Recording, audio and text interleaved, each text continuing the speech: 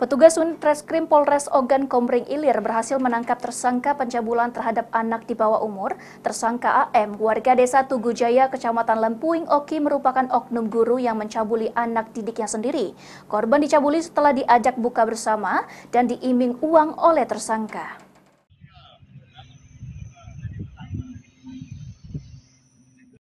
Inilah tersangka AM, 50 tahun, warga desa Tugu Jaya, Kecamatan Lempuing, Kabupaten Ogan Komering Ilir Oki.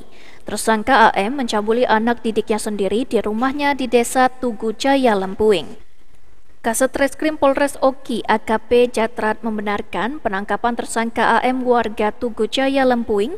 Penangkapan tersangka AM berdasarkan laporan dari ibu korban inisial SS yang melaporkan bahwa anaknya menjadi korban pencabulan tersangka AM.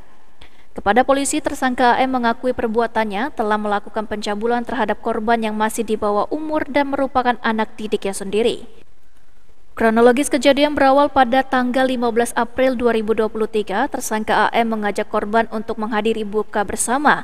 Setelah pulang dari buka bersama dengan tujuan rumah yang satu arah, tersangka mengajak korban untuk singgah dan mampir di rumahnya. Dengan bujuk rayu dan iming-iming uang, korban mengikuti ajakan tersangka untuk ke rumah tersangka.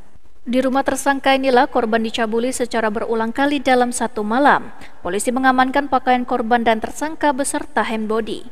Guna mempertanggungjawabkan perbuatannya, tersangka AM harus meringkuk di tahanan Polres Oki. Tersangka AM dijerat dengan pasal 82 ayat 1 dan 2 Undang-Undang Perlindungan Anak dengan ancaman hukuman 15 tahun penjara.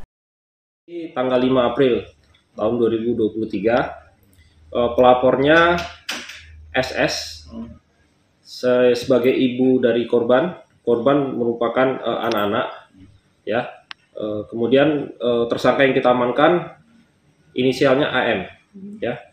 Kami jerat dengan pasal 82 ayat 1 dan ayat 2 junto pasal 76E Undang-Undang Perlindungan Anak, ancaman maksimalnya 15 tahun penjara.